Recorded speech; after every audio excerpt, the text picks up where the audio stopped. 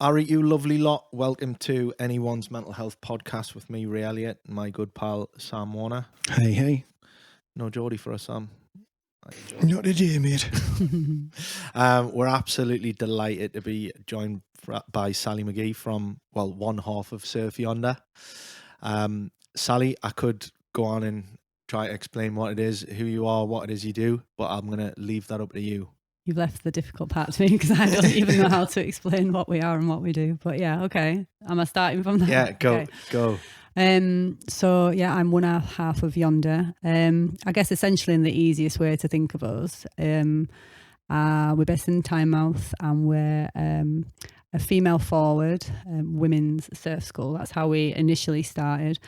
But really, I mean, if you were to look at us on social media, you wouldn't necessarily know that was what we were and that we had that intended from the very beginning, because we didn't want to just be considered a surf school. We wanted to be like one pathway, one way into surfing that we were kind of bringing women in the area into, but we wanted to make sure we had representation at the forefront of that as well. So it wasn't just about like a surf school as you'd imagine one historically we've had like running throughout the UK, one-off lessons. We really wanted to really kind of expand on the idea of women surfing in this area and really celebrate it and tell stories about it. So again, not just the rash vests and the high fives that you see on the foam boards, but like a deeper understanding of what surfing is and how we view surfing.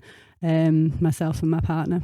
It's a community, isn't it? What you've built. And I've followed this journey for a while now, and it's something I've followed with real interest, and it's something I've really seen more of. There's a lot more like really rad groups of women who no doubt have started off with Yonder, and then you see them just rocking up with the beaches and they're like absolutely shredding, and I'm like, go on. But it must be really rewarding for you to see that you know you've really helped to sort of bring that to the forefront in the Northeast, because we have talked about surfing and surfing in the Northeast, and sometimes you'll say it to people and they're like, there's beaches in the, you know, if they're not from here, there's beaches up north. That was me.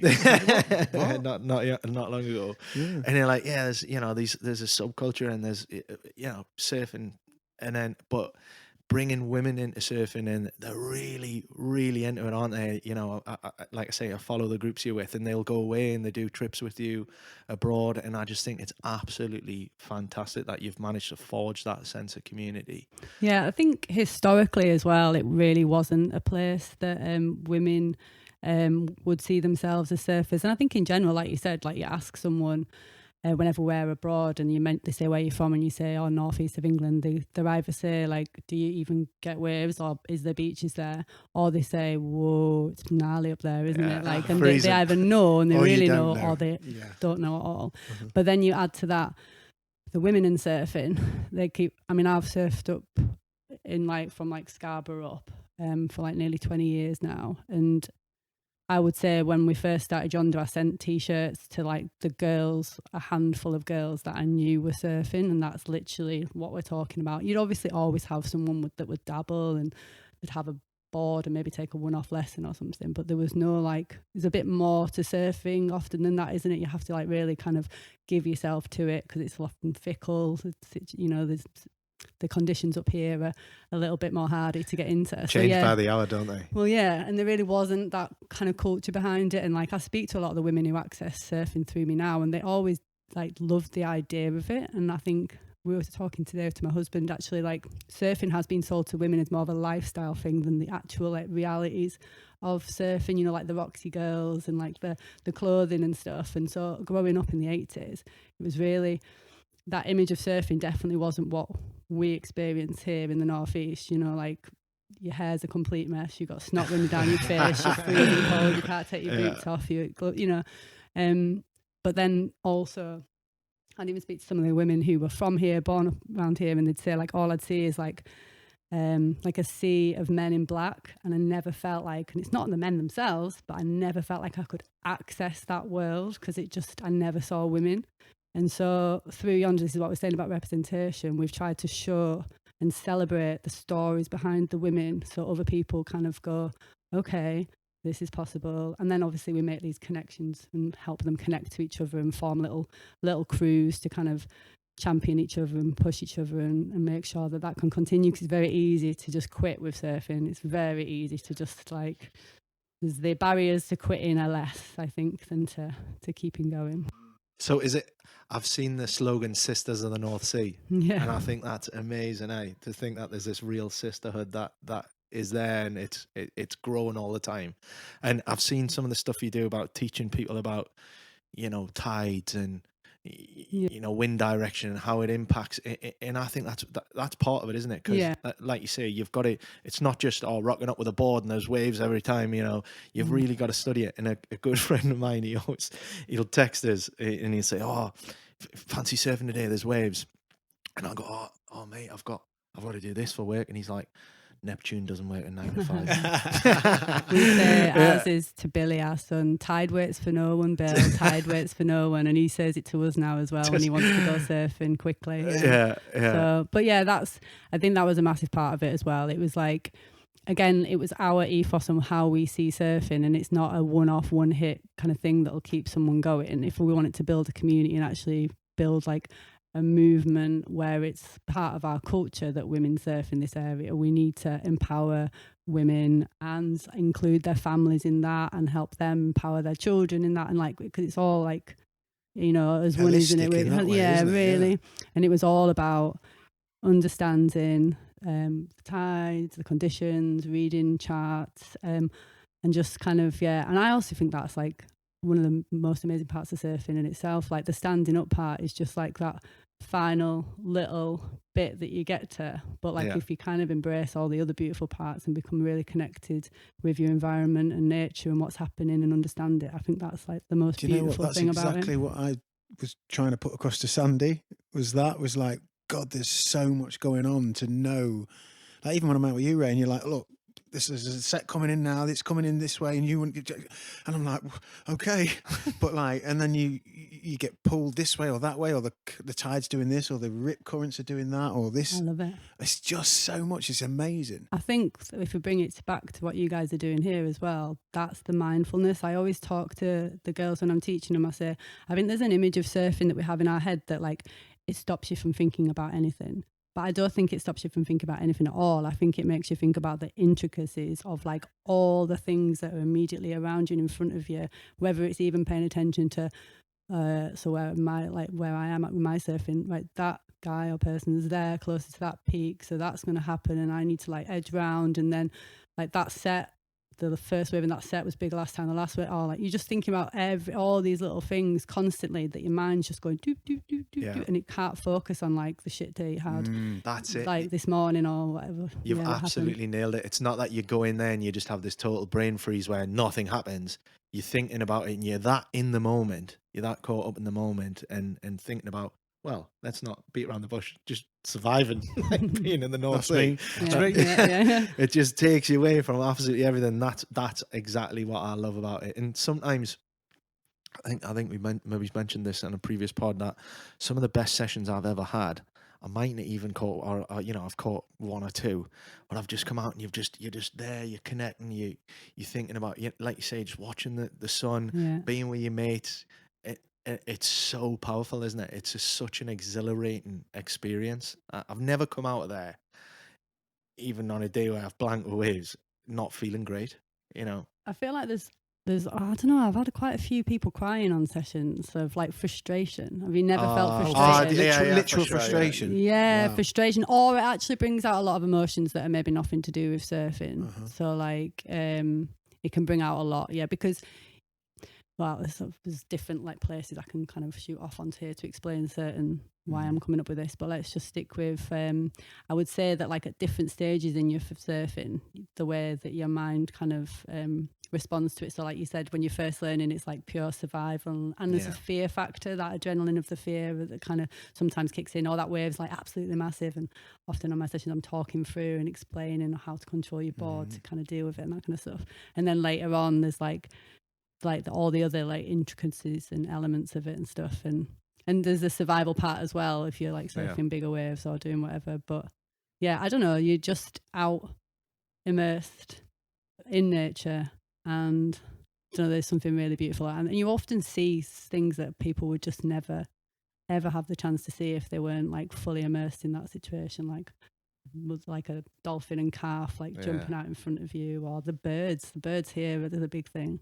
Do you feel that the relationships that you're forging with these women that come on you, you know, don't get us wrong, these people are clients of Yonder, but you are creating these relationships in this community. Do you think they're forged deeper because of that environment and what you're both experiencing when you're in the water and with each other? Possibly. I would say there's a few parts of that really, but like I guess the main thing that comes to mind is often, so if I'm talking about the clients as like women that come on like usually like plus 20s or whatever, it can be into their like late 50s to be honest as well.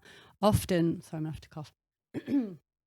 Often I think it's quite hard to like forge friendships later on in life based around the thing that you're kind of passionate about, or like you'd like to be passionate about, and you often end up having to do that perhaps by yourself. So like with the groups, these small groups, and they're very intimate because we do courses, so like every week they'll meet up for like 5 weeks or whatever. They get to and then we're part of like small WhatsApp groups. I don't know how I feel about these like big crazy ones, but it's like 5 or 6 people in one, and they go through things together, and we talk about expectations and like what they want to achieve at the end of it, but also like the realities and how we can kind of champion each other and help each other. So I think just through that like shared experience, they're building like lovely connections. Don't get me wrong, not everybody will go away feeling like that. Some will be like, right, I did what I needed to do and now I'm going to like go out and go alone. And I do actually honestly think those that decide to go out alone, or maybe with one other core person who's really hooked,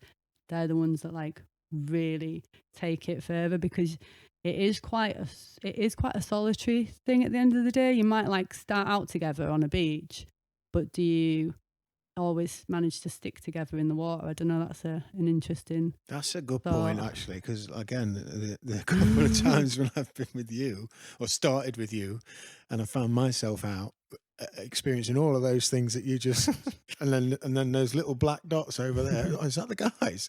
Oh my god, and I can't get out of it. The feeling of what you're experiencing, and even the beautiful things, you know, like a seal pop up or whatever, like that's so intimately your experience. And you're back on the beach or in the van and you chat and share, but like in that moment, and I guess that is the principal thing, isn't it? Is like it is cut off you and the natural power of dealing with that. I think that's why it appeals to me as well, because I think over the years with sports, I've always liked that idea.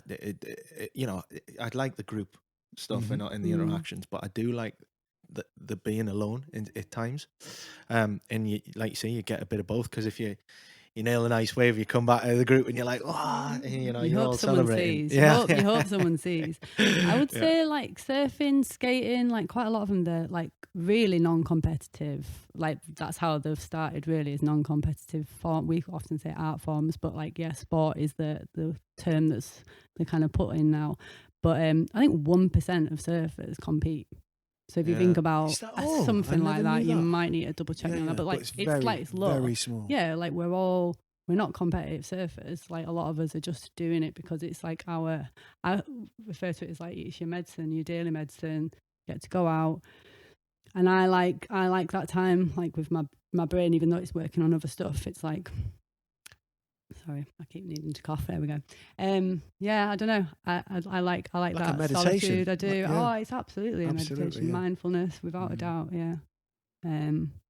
I think it's really beautiful in that sense. When did you start surfing then, Sally? How old were you and how did it come about? Well, because you're a Yorkshire girl, yeah, right? I'm from Bradford. Right. So how do you start surfing in Bradford? The Costa del Bradford. Yeah. Oh, do you know what? By the way, I've been to Bradford, so I love Bradford, to be fair. But no, I was like a Yorkshire Dales girl, really. Oh, really? So like my whole life, I've been encouraged to be outdoors, and always wanted to. I don't know. I just felt like my most comfortable outdoors. So a lot of my time was spent like jumping in rivers, called wild swimming now, but it was just like swimming back in the day. Yeah. And the River Wharf, I used to just class the River Wharf as like my best friend. You know, I absolutely loved that, camping, swimming, jumping off waterfalls, all that kind of stuff. So that was definitely in my upbringing, really, really lucky in that sense. So was that led by your parents? Were they mainly very, my very dad? Yeah, adult? both parents. But my mum wouldn't really ever get involved with any of that. Like, I don't think I've ever seen my mum get her hair wet, to be honest with you. Like, and she'd admit that. But my dad was like really like, yeah. I mean, I grew up in a rugby family as well, so right. like rugby was a massive part of. That's it's other things going on there, but Did you play? yeah, so well, I'm from a rugby family, so yeah. You can't not, yeah. But yeah, I played no, from I didn't like just watch. I played from like 8 years old to 13, and then but I played with the boys because they didn't have girls team, so then I had to like leave when I was 13 because I was a girl, which was quite hard considering I'd been with those And you lads committed for 5 and sort years. of playing in leagues and. I would play. Oh yeah, I played for like a rugby union. Wow. And I'd play like we'd train every Wednesday and play every Sunday, train all through the season. Yeah, I was fly half. Like, so that would have been really. I was absolutely devastated. Was it explained to you? Did you know it was coming down the pipe, Sally? It was like, oh yeah, God, next season, that's it. Yeah. Oh wow. I was so much better than them lads. And there's no other avenues. It was just. Well, it was supposed they were just like, well, 13. I think it was the official rules at the time. But even, this is where it gets a bit naughty. I was even at some stage put in the one below so I could stay longer. Because I just wanted to. I loved it. I really enjoyed it. But it was like my whole family did it. But yeah, at 13, I remember being absolutely devastated. And it's interesting. Never. Do you think that feeds into that sort of inequality that you've experienced there? Do you think that feeds into you developing this sisterhood around surfing? It possibly could have done, yeah. I've definitely thought about it, but I think for me it was really as simple as I could see that there was no one out there. Yeah, I was out there, and I think everyone's path's different, isn't it? And you've got to always be open to that. Everyone's journey is different, and my journey was an interesting one in that I had like 2 brothers and a dad that, like I was saying, really actively encouraged me to like, he really didn't seem to treat me any different in that sense. And so I don't know, but at a certain age there's definitely a dropout with girls, because I mean I could quite easily see that it wasn't classed as like feminine, or the bruises all over me weren't like, lads didn't like that, and like growing up in the like 80s, 90s, lad culture, what the image of women should be and stuff. So like doing kind of things like that weren't really comfortable perhaps in your own skin. It took a little bit more confidence to keep that going. So again, they say now like the barriers again to like sticking at sport for young'uns is really like low for young girls. It's really easy for them to drop out because there's not the stuff put in place to kind of encourage it more. Yeah, break down those social expectations. Of yeah. But even if you just think, if we talk going back onto the competitive type of sport stuff, even if you just think like the girls that maybe, so I'll just talk from girls, but it's the same with lads, I'm sure, in many ways, but just like the percentages are lower. The girls that were good at sport were more likely to carry it on because they were classed as good, and so they would be taken under the wing of whoever to like see them through. But like if you weren't, then you didn't see yourself or value yourself or good at it. So the idea of like exercise or healthy like living through sport wasn't encouraged. So we kind of drop off and go to the idea of like image, makeup, like the things that you're more encouraged to do as a woman, like definitely for me, and especially in those decades you talk of as well. Yeah. I mean, do you feel like that is changing now? Is it changing in terms of the younger kids in the school systems? Is it changing, or is it still kind of?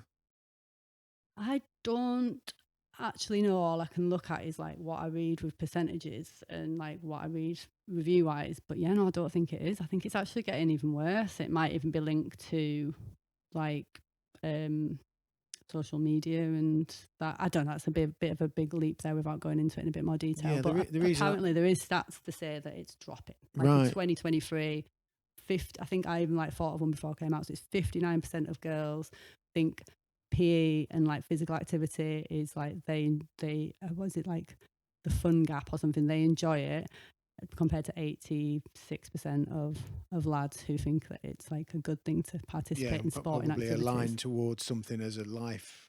Yeah, I see. Yeah, because I look at I mean, I'm a martial arts fan, and I've watched the UFC in particular and women's MMA, which is kind of like the rough end of, like rugby is, that is a hell of a game physically. And I wonder if that 13-year-old cut off, obviously hormones is, we're developing into young women and young men, then boys start getting bigger and stronger, because I forget what the actual sort of broad stroke is, but there is a cut off, isn't there, when the boys do just start getting stronger, because for a while it can be neck and neck, and then but then the football, the Lionesses football, obviously has been, I know from a marketing point of view, and it seems like there's a lot of girls playing football now.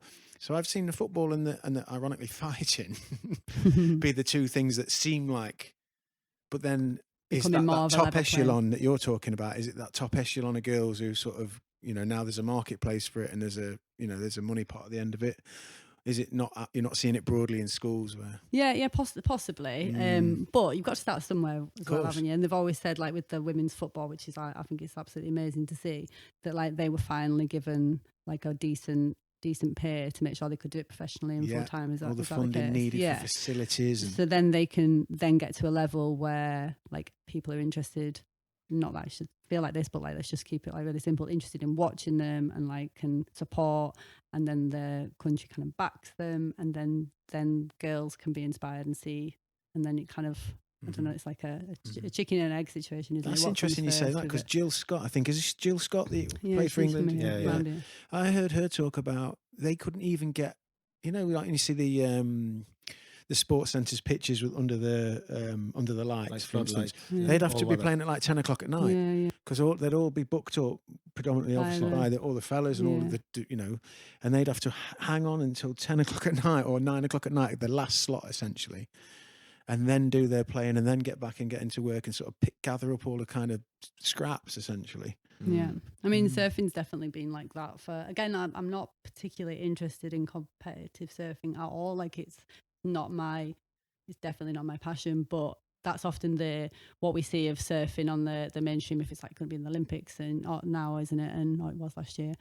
But if you even look at it on that scale, the women were always given the worst time to surf when the waves were not at the best. They were the smallest, they were mushy, or the first to go were the women's. Like, but then how are they ever gonna show themselves? Or because a lot of them could surf in those gnarly waves, definitely, but they just were never given that opportunity. So there was a handicap straight away, because you're not given it level so, I playing mean, field. This is nothing new, is it? We kind of know this and we've seen it. And I agree with you. Like at 13 years old, if I'd have carried on and started playing with them personally, me anyway, because I'm like scrawny, and I would have been like absolutely annihilated. But it didn't make it any easier at the time, I guess. But did it make me think about setting something like this? Probably like a sense of injustice somewhere along the way growing up, I think.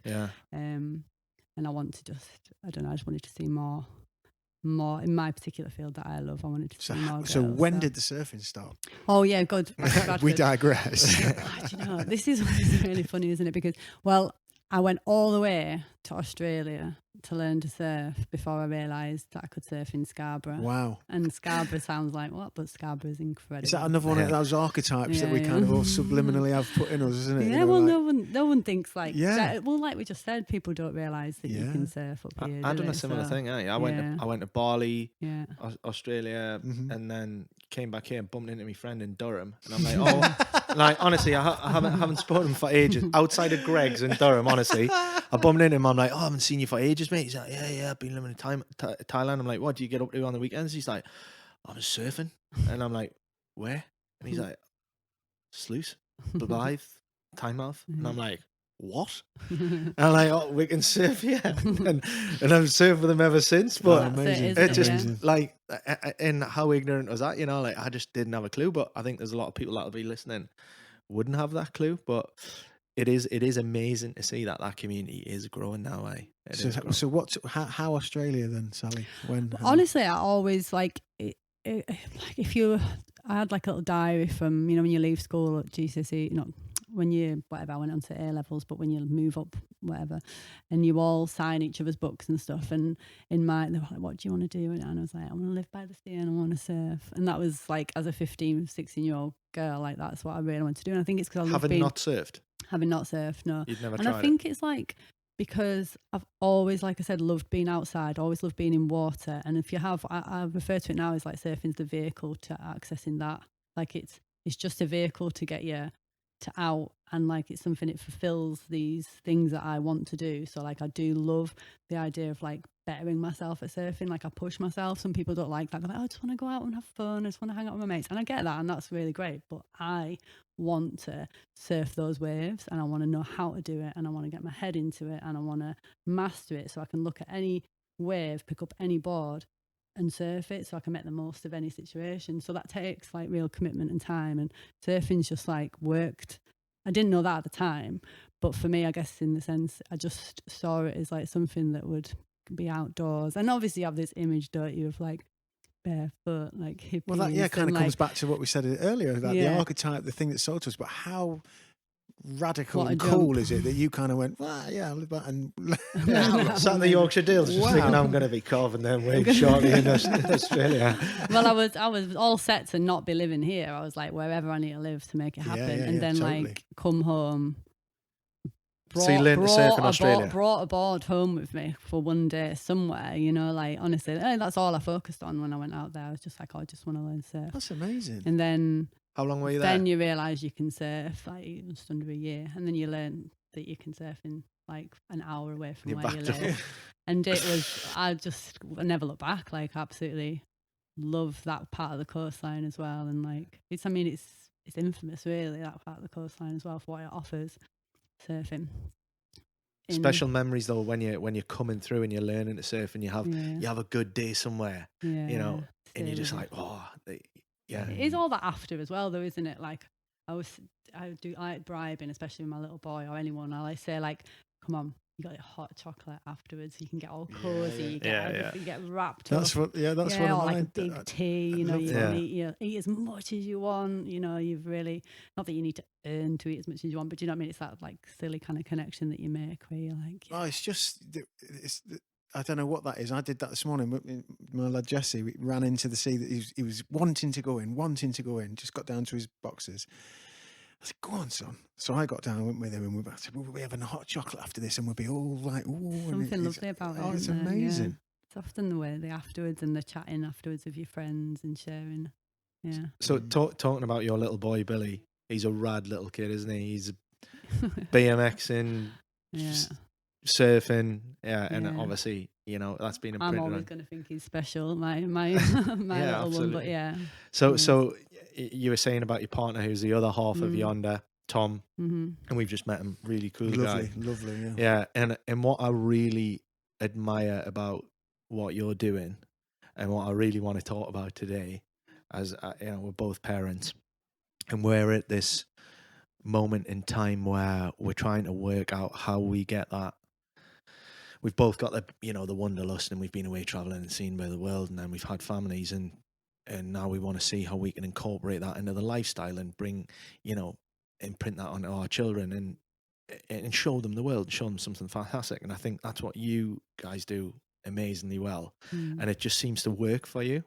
And I seen you put a post on the other day about becoming a mum, how that sort of changed your lifestyle that you'd got into, because you'd become, you were going around surfing wherever you want, and then all of a sudden you're a parent.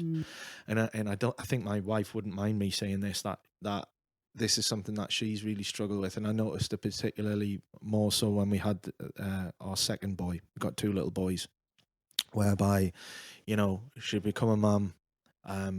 It's fantastic, and there's this expectation on women to do this and be this as a mum. And she was breastfeeding the kids, and they needed mom all the time. And I didn't really understand this as a man, because my life had changed. Don't get us wrong, my life had totally changed. You have kids, but I was still going to work, I was still going to the gym, I was still going for a surf. And I feel like a bit of like resentment was creeping in from her. And then she was like, look, my life has just been totally impacted. I don't even know what I used to do, or who, I don't know what I enjoy anymore. And I remember thinking, wow, I'd never actually thought about it. And I seen your post the other day about how your life had really become impacted, and then, you had to try and sort of be a man, but carve that into what you're doing as a career, and it looks like you have just seamlessly done it. But I've no doubt that it would be so hard. What you have been away traveling for extended periods of time. It's not the easiest thing to do. Even going away with the kids for a week on a holiday is a difficult thing to do. So I really commend you for what you're doing, and I really admire what you're doing. But I want to try and get a feel of how it works for you as a family. How have you integrated being a mum and bringing Billy into that lifestyle that you have? Yeah, like big question with a big intro, which I like really appreciate you sharing that, and I can completely understand like your position for your wife in particular, and I think that's actually the norm what your wife has experienced, or your partner, sorry, because I think just naturally anyway, you have a kid, they're with you in your body for however long, and then not just if you're breastfeeding, because it doesn't really matter in that sense, but if you are breastfeeding, that you really cannot be away from them for long at all.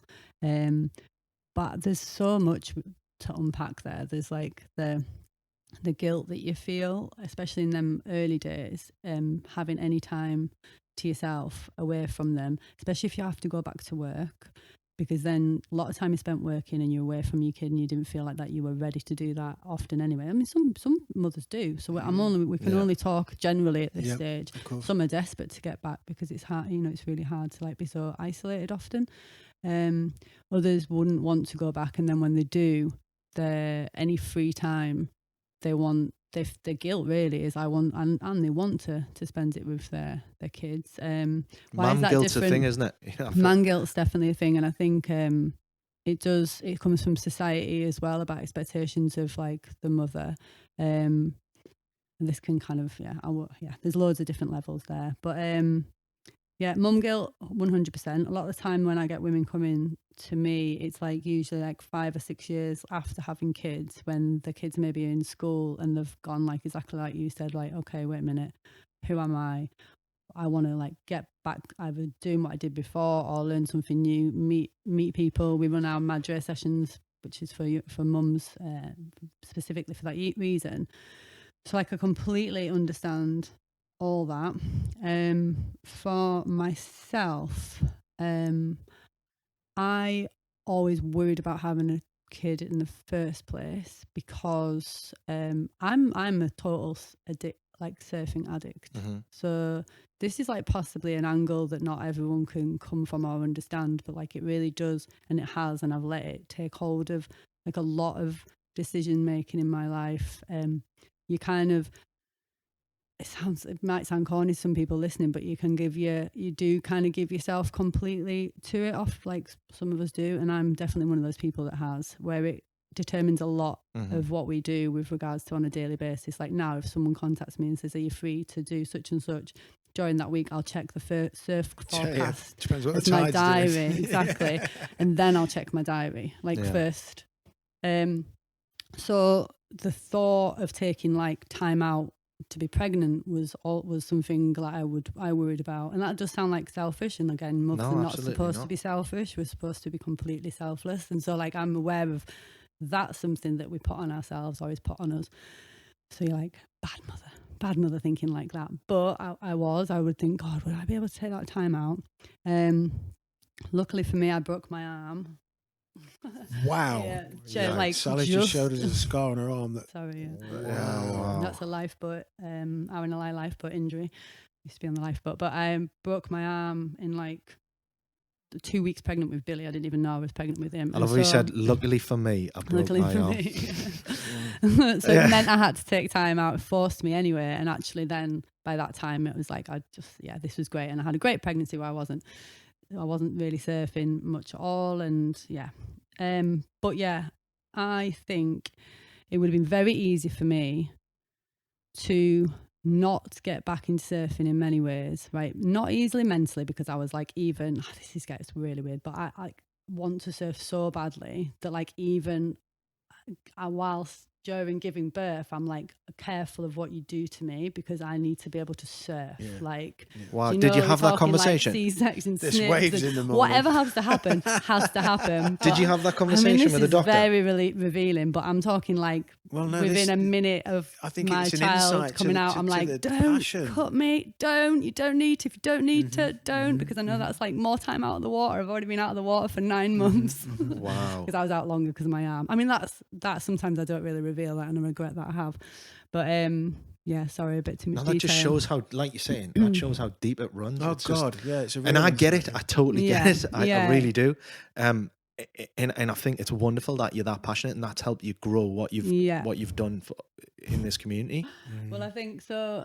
Sorry. So for me, yeah. So that's where we're at. If you're talking about myself, like the idea of like not surfing, wouldn't have come very easily for me to just like park it, as you say. Yeah. I had to like keep it going. However, the realities of having a newborn like were far shocking to me than I ever realised, and far more difficult than I ever realised, from like trying to make sure I could breastfeed because I really wanted to like the sleep deprivation, which is just absolutely unreal, to the fact that this like small child needed like me so much that you cannot, like, you have to lose a sense of yourself, and like it has to all become about, and rightly so, like all about your kid. So here is where I would put the credit to me actually carrying on surfing and maintaining that lifestyle and that passion genuinely down to my husband. Like, I've never seen what he did. I've not seen others necessarily do that. He completely took one for the team and literally pretty much stopped surfing himself for about a year because he saw the value in me getting back in and saw the barriers and how difficult that would be for me.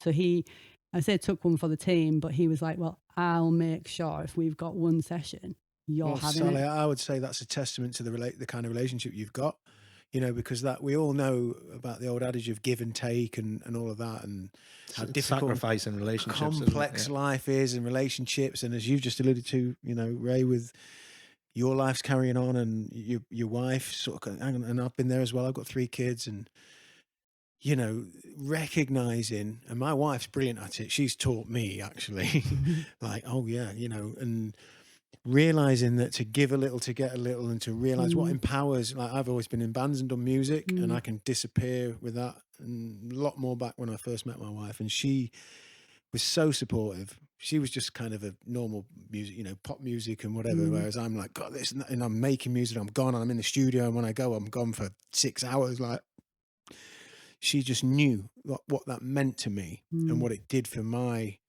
sense of well-being and expression and all those things. And then I started to recognize her recognizing that. And eventually when our kids came, you know, she taught me so much, like, about maternal mothering, and I didn't know. I had a different kind of childhood, and I just learned from her. And that feeling of, I'd had one previous relationship where I had been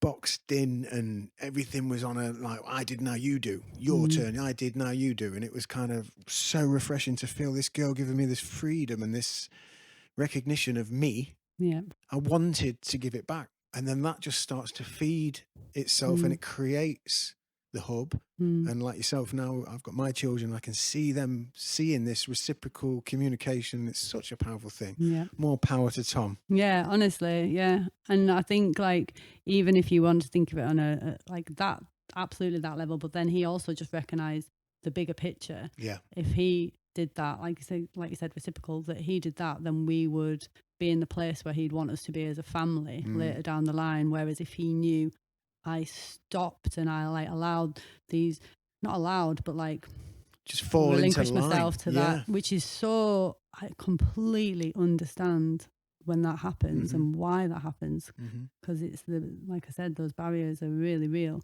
But yeah, he recognized if he really tried to help me, and like he'd be the one like, Sal, such and such spot is like firing, get up, like, not as in get out of bed because I was like, but like let's get Bill bundled in his like tiny, out onto the reef. You can feed him on the reef. I'll make sure we've got all this that we need ready, and you're getting in. Wow. And I'd be like, I'm so tired. I've been feeding all night. He's not stopped. And you're getting in. You're going to regret it. Get in. You're going to do it. And he'd be like, and he'd make it happen. And then eventually, and so Bill's just been brought up with this. He's just completely normal life as well. He benefits. So that sacrifice, I don't even want to call it sacrifice that Tom's making, because it's just good sense, good intuition, good understanding, good chemistry. That's support, isn't it? It is support, and then little Billy's just growing up in this kind of, we believe that these are our values, beliefs. This is pivotal to who we are, and we sacrifice for one another, and we create this harmony. And just so happens you're out in nature. Just so happens you're dealing with the elements and understanding the world as it is in its brutal, primal force. That's just mega, it's an incredible life lesson for your child. Amazing. Around forging and maintaining relationships, isn't it? It's seeing like his mum is actually, like, when it's lads that are out there, it's his mum that's out there, like, doing it, and his dad is supporting his mum to do that as well. So it's really, it's definitely interesting. And again, like you're saying, it's just all he's known. Like, he looks out at sea and he talks about all the girls out there, because he's just like, they're all girls, clearly, even though they're not. They're all girls. Oh, amazing.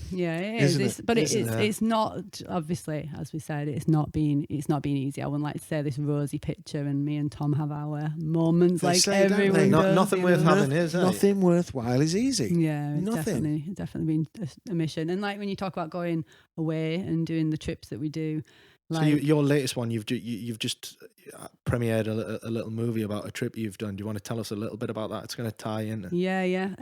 So the film Out of Step that we've just done, that was actually from 2 years ago. We did a trip. We went to, started in California, bought a truck with like all our savings in the hope that we could like sell it. Well, we had to sell it back again. And we travelled down to the Baja Peninsula right to the end with our son. And it's a trip that me and Tom had done back in 2016. We did a huge motorbike trip from Chile up to North America on dirt bikes together. And we wanted to take Billy back there. Well, we wanted to go back there, and we wanted to somehow figure out how to take him. So we were just doing, Tom's always shooting, always like filming or doing something, and he had no particular, we had a kind of idea of what we wanted to do because he was 4, and like we talk about in the film, he was reaching school age, and we were worrying about what that would mean for this lifestyle that we were living.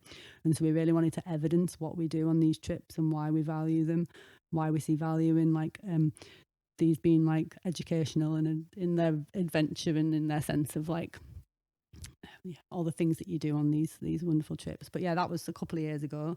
We've just come back from mainland Mexico, where we slept in a 2-man tent, 4 of us, for 42 nights. I slept on a board bag, which wasn't much fun, which is probably why I need that training from the foundation training from Mike.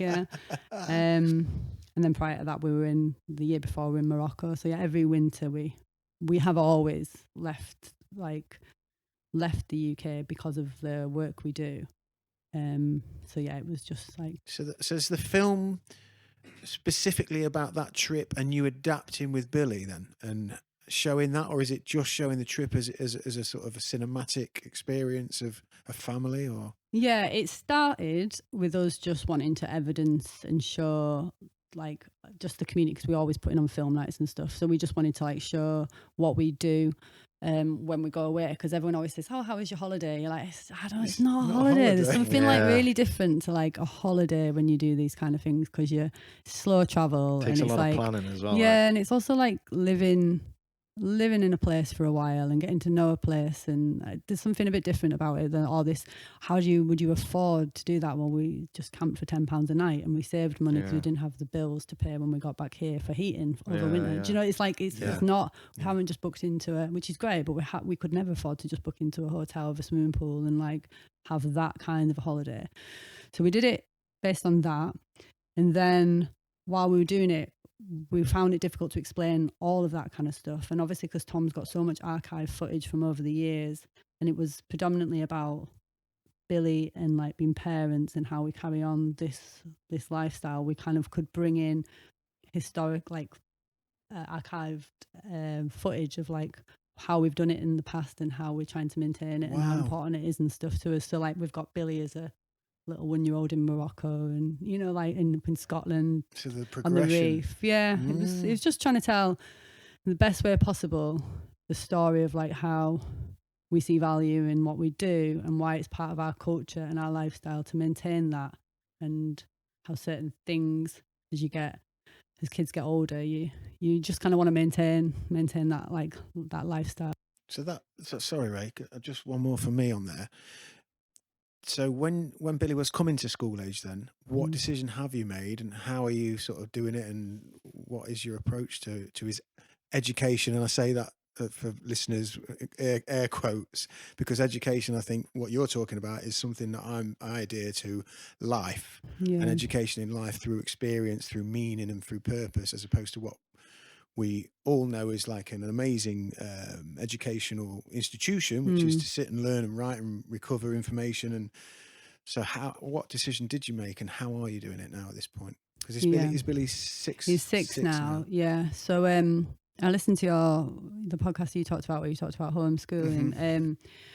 I would like, it would plague me, to be honest with you, at night, and for various reasons. Like I worry about school before he started school, and in future I worried about school being the thing that kind of like nailed down the hammer that hammers down the nail that sticks up. Anything that sticks up and is slightly different, like the things that I love about Billy, I worried that school would kind of what's the word?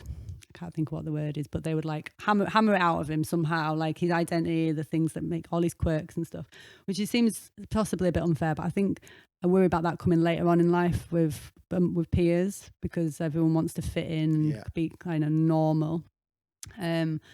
So yeah, I just, there's certain things I worried about, and I know our experience of school, both Tom and I's, like that made us think like that. So yeah, he does go to school though, and he's been going now for 2 years, and he absolutely loves school. He goes, we always sat now, he goes, well, I shouldn't say that, but he goes to school very close by, and it's over the road from where we live. He can walk, well, he rides his bike obviously, because he always rides a bike, but to school every single day, and he loves his friends and he loves that relationship he has there and loves learning. He's a proper little kid who just absolutely loves to get involved with anything. Who knows what will happen later down the line. But that's where he is now. Have you managed to sort of, because one of the things, and again I think I mentioned it on the previous pod about my oldest wanted to go back to school, and we were kind of like, well, and then we were like, well no, because the whole sort of way we've learned to deal with this is it's child led, and if he wants to do it, we support him wholeheartedly and get him back in. And actually when he come back out again, I was panicking like, oh God no, I don't want you to come out just because you might think that we and I went through that cycle. So we looked at flexi time and stuff like that, because I'm just thinking about you guys going away in the winter. Are you able to sort of negotiate that in, so to speak, and say, look, this is a lifestyle and we're going to be gone for this amount of time? Is that something that you've done? Yeah, pretty much. Yeah, I think the flexi time thing is really interesting. That we might look about in later life. Well, you can approach any school, you know, and say, look, this is the situation our family's in, or this is a situation that, you know, XY child is going through, and this is what, and they can look at it. Has it got to be for work, or could it just be for a lifestyle? I think, I mean, I feel like the flexi time thing seems to be like a regular weekly thing. I feel like, I don't know it's enough. Different. Do you think I've spoken to a couple of schools, and they've got different ways of looking at it, different ways of implementing it. Totally, yeah. That's really good, because that's something that hasn't been maybe we haven't known about it. I have heard about flexi time, but I don't know if it's a recent thing or if it's always been there, but no one's spoken about it. Degree, it's interesting, isn't it? Yeah, it is. I know in Scotland, like you can, like they say, like homeschool for a bit, like half and half, which again we don't talk about here, but I wonder if that's in there. So yeah, as a family, we have figured out so far, but this could change at any time, really, what the school and what the council feel. But it's been led by the fact that this is our lifestyle. This is like our, for work purposes. This is what we have to do. In the UK, we've said like we hemorrhage money in the winter because the surf school can't exist. This is what we both do. We've always done this, and that's how we make a living when we go away as well. It's often running surf camps or what have you. So there's an agreement at the minute, but it's a very tentative one that could change. Would the guys look at your film and look at, obviously, because I know a little bit of experience when we did negotiate some of this, when my oldest boy did go back, we sort of sat down and said, look, this is our lifestyle, and we might be literally going away because the trip presents itself and it's a way of learning for us, and we value it. And they were quite cool with that, but they've also got the box ticking, and there's attendance records, and there's all that kind of thing. With your situation and it being wrapped up in work and everything, and basically core beliefs as well, that's really cool if you get that support. But I wonder, because when we came out, and the local authority, which as far as I understand, certainly in East Midlands, where we moved up from recently, which is where we began this journey with our kids, you have a choice to inform the local authority of what you're doing or not. You don't have to. We chose to, because we believed in what we were doing. And then what we do is we present, I think every 6 months we present. It could be, we have a phone roll saved where we were doing this, we were doing that, whatever it might be, even today. So you show like the educational... Yeah, and it's not what you might think. It's not, oh, well, here's a load of math sums we did, or here is a module on whatever. It's just literally, it can be discerned by what is the value here. And depending on, and this is where it can, I guess, be tricky, is who's discerning what. But we were really lucky. We had a local authority ex-teacher lady who had actually left teaching, because back in the 90s, she said she could take kids out on excursions and do really physical, tangible things with them. And she said over time that became less and less and got more restrictive, and she sort of fell out of love with it. And we happened to get her as our case sort of worker on our unschooling journey. But it's subjective, I suppose, so if we didn't get that person. Exactly, but we were so lucky with that. And she would look at just our photo rolls and explanations and videos of things we've done and reasons why we believe that's a valuable learning thing, and they were amazing. Really, really good. Yeah, no, that's really good. I think like I'm keeping my options, I think like with well what and you're doing, truly it open. must be, it's so clear to see what you're doing, isn't it? Yeah, but the council are not interested. Right. They're not remotely interested. It's like it is child missing in education, or is that school, is it oversubscribed? If the school is oversubscribed, your kid loses the spot, you pull them out. So we've not deregistered. So if you deregister, you have that risk of like, well, he'll never get back in. And he wants to go to school and he wants to hang out with the kids that he's known since he was 2. But he equally literally talks to me on a daily basis, says, Mum, how are we going to afford to get back there next year? What do we need to do? He's like fully on it. Yeah, he's like absolutely would never give up that what we do every winter. So it's very much working now, but that work-life balance and lifestyle balance could very well change depending on we put cases forward as to why we believe that we should be doing this, but it's because who knows. From me looking at it, I just think what you're doing, and I said this when we started out, I think it's incredible. You're giving Billy an education that is so unique. You're showing him the world, a way of viewing the world in different situations, and I just think it's amazing that he's going to have that. And regardless of what route he takes in life, he's always going to have that, isn't he? To look back on and go, wow, when I was growing up, this is what my parents done. Wow. And he's really lucky. We're both actually from teaching backgrounds. The parents both teachers. My brother's a teacher, so we like fully understand like the value as well, like you said, of the education system. And like for some, it's like a lifeline for some kids. Like literally without school, they wouldn't have that structure and like a meal even, and that support that you get from the teachers. Bill's in particular, his school, they are really supportive. They are really supportive of what we do, but again, like that's just case by case at the minute, year by year. So, but yeah, like he goes to Mexico and learns about every single like animal, reptile, mammal, bird, and the whole topic is all about that. And he's literally, but we were sending videos back to the school of him picking up like toads and talking about it. They'd be using his videos with a whale shark. But the kids are all mint because they're all like, Billy, when he comes back, we've been keeping that contact with them. We've been keeping in touch with the school. They're all like, Billy, when we saw you do that and that whale, like, and the school have been fantastic. Incredible. I've so much credit for that. But the council is another issue. So little Billy's a Geordie. Oh, yes. Posh Geordie. He sounds. I'm obviously not posh, but like his his dad's from Norfolk, and his nana's got Nana and Grandad have got the London twang. So he's got a weird old accent. Yeah. So like you say, you and Tom aren't from the northeast, but No. you've found yourself organically just Based navigating up this way, and it's worked with work and your lifestyle and whatnot. And obviously being from Yorkshire, you're a Yorkshire lass.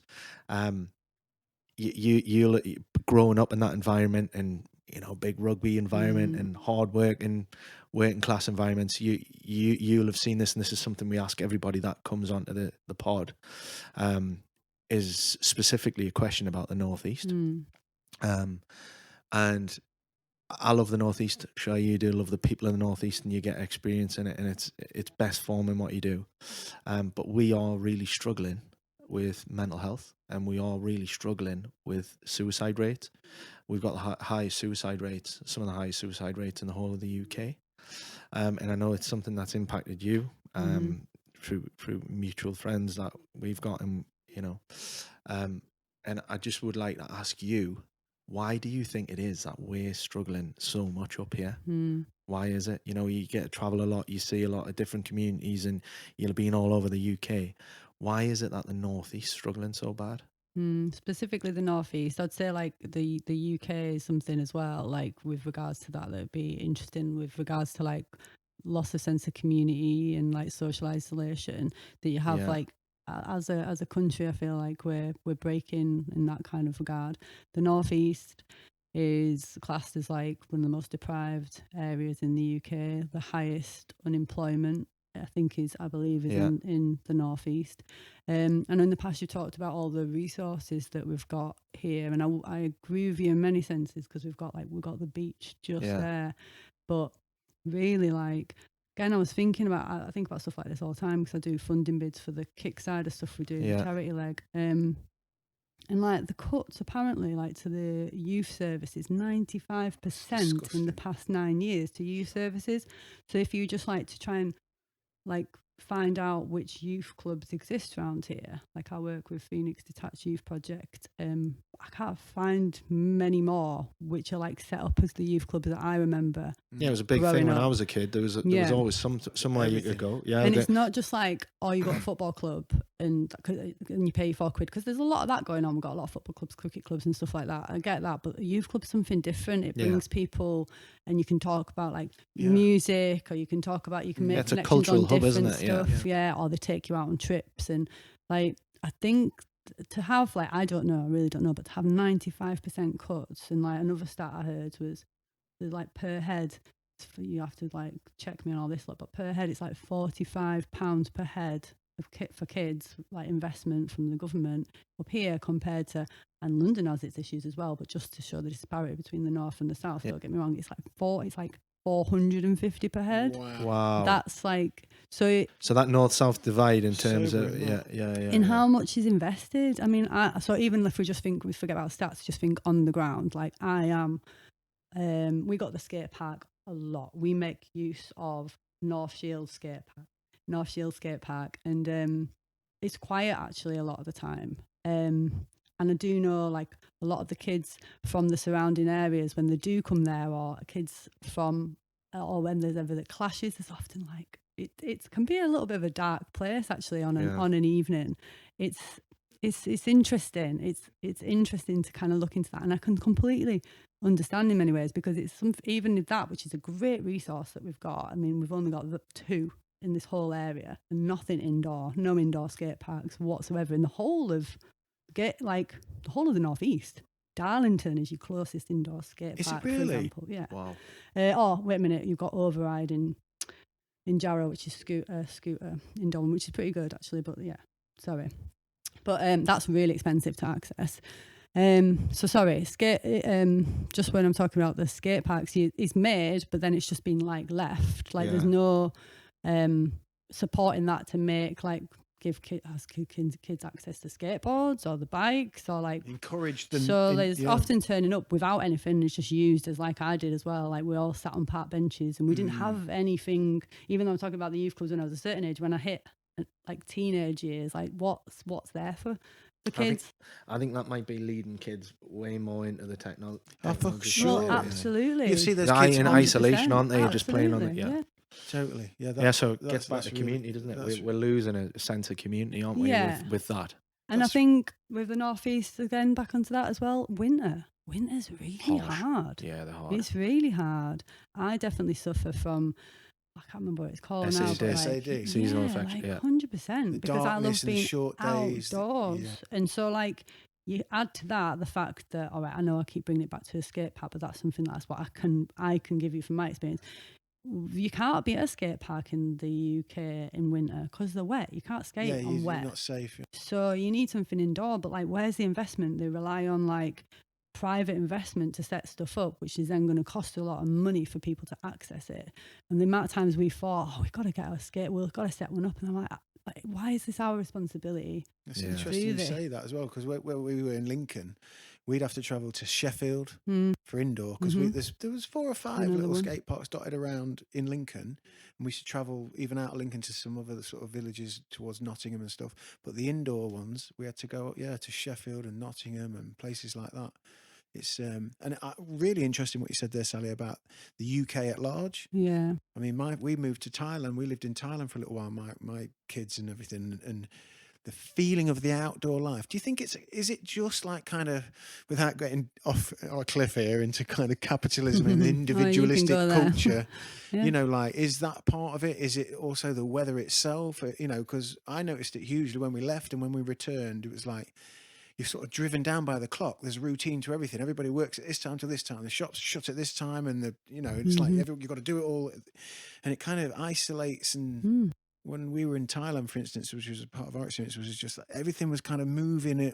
There was no real rigidity. It was fluid, and it lended itself to just I don't know. I know climate's huge, obviously, but the climate is a big thing, and again, big reason why I want to bring Billy out of this world to see other worlds and how people can live and like that. But again, that's very privileged. But yeah, like it's tough. It's tough here that time of year. And like, what is it? I'm from the Northeast. I'm not the North. Sorry, I'm going to bring up Thatcher. She said there's no such thing as this a society, just individuals and their families.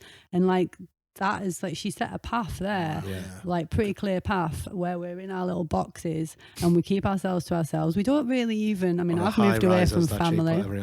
Well, we don't grow up like, or selling off the council like houses. We don't really grow up close to I don't anyway. I'm growing up next to my family, but that, I don't know, there's like something pan-generational where we sort of bring the elders in, and we can't the actual kind of nucleus of the family is kind of dissipating a little bit, isn't it, in the modern culture, I guess, here. And then if you think about what you were saying about phones, like everything is done, and how our like socializing is done on a screen, and I can't even imagine, like, I'm just trying to learn. Have you heard of smart free phone childhoods? Right. You should look into that. So I'm only just learning about that now, because my little boy, he's never had an iPad, he's never had anything. Like, I'm probably like I'm borderline. No, I'm not Luddite. I used to be about 5 years ago. Until I set up Yonder. I did down more as a suffragette. Pretty much though, like, because I just, anyway, I won't go down that. We could talk for a long time, and clearly we haven't got time to do that. So I'll end it on, that's really interesting. But why it's really important to make sure we do like have these like events or things that bring people to actually bring them together, like real life like what, I don't know. I feel like we need to end this podcast, so I'm like going to carry on and keep talking about other Part stuff. But were you talking about Common some days? Like in connection and bringing people together. Yeah, we are losing a sense of that. Certainly. Well, it's really important that like we try and keep that happening. You should do like a live podcast, bring people together. And, that's a great idea. Live podcast. Let's do it. Bring people together more and like have conversations. And, well, we are looking at sort of starting from next month. We're gonna have some walk and talk groups and some sea dips and stuff like that, and then try and tie it in with the pod. So go out and do stuff, and then come in and record the pod and how it affected people. But I think getting back to that sense of community and having things to do as with community spirit, I think it ties into what you're doing and brings back the importance of really what you're doing for this region. I think it's amazing, and how would people find out more if they were listening to this and they wanted to get involved in either the surfing or the kick stuff you do, or how would they find out about that? So you can follow us along on your iPhones. This is the paradox, isn't it? Yeah, we're on Instagram, so it's at Surf Yonder on Instagram. We've got a website, www.surfyonder.com. But to be honest, like I'm not really on my computer answering emails that much. You'll probably see me in the sea more than anything and give me a hi. But yeah, Instagram definitely. But we do run. Although like my lessons are really small, so I only have like six people on per lesson, so it's not always the easiest to get a session. We do run lots of like events. We put on film nights. We try and bring people together a lot. Awesome. So like you get on our mailing list and you'll find out all about those. And we're set to do. We're setting up someday sessions, which is a new initiative where we're really going to amp that up in the northeast, because we feel like we're bypassed a lot culturally with like any like gigs, music, anything. It kind of shoots past us, and there's no reason, because we're rich in culture, we're rich in like the amount of talent we've got, we've come from here, and we want to bring people together through films and discussions and all sorts. So yeah, keep in touch with us. Mailing list is probably a good way, or Instagram. I should be getting on that myself. Isn't it? So how can we see your latest film that you put together? So that's been taken up. We never planned on it being, but it's been taken up by a streaming network called Water Bear, which they refer to themselves as like the Netflix for nature, and it's free, completely free, and I really do recommend it. They've got some absolutely brilliant films on there that deal with like all sorts of issues, like radical like issues or activism issues, environmentalism, or just people living like an alternative way, and they're really cool. I sit with Bill and we will what's that called again? It's called Water Bear Network. Water Bear. You can just sign up for free. I'll just say sign up, but it's free, and you can just access like really cool. That's amazing. I'm really keen on seeing that. Yeah, that it's called Out of Step. Out of Step, which is based on an old hardcore punk band called Out of Step, which Minor Threat they were called. I just wanted to run this by you. Have you seen the documentary Surfwise? Surfwise, that rings a bell. Doc Pasowicz. Oh, okay. He was in the pharmaceutical industry, and they went to, and his kids, all his kids, the big van, like 11 kids in a camper van. I have seen it a long time ago. Interesting character. Wow. Yeah. Wow. Some interesting things you learn on that. It's been a while though. Journey, him. I mean, he was quite. Tyrannical is probably a bit strong, but very kind of like, you will live with like the family. this. Yeah. Do you know what I mean? And you see it in the kids. They're kind of like, oh, it's great, but it's also they interview them later on, don't they? And they all come together at the end. And I'm like, all families are different, they're complex and stuff. But yeah, it was interesting because there's no utopia. It doesn't seem. There's different ways, isn't there? Exactly. What a wonderful way to bring it home. Yeah. Awesome. Sally, thank you so much. Thank you very much. Sorry if I waffled a bit. Hey, absolutely not. We've loved it. Yeah. Amazing. All I can say is just keep doing what you're doing. Thank you. Thanks for having me on. I really appreciate it. Beautiful family. We met little Billy out there as a testament to whatever life he's living. He's so cool, so measured. And then his dad showed me a picture of him on a wave just this morning. I was like, wow.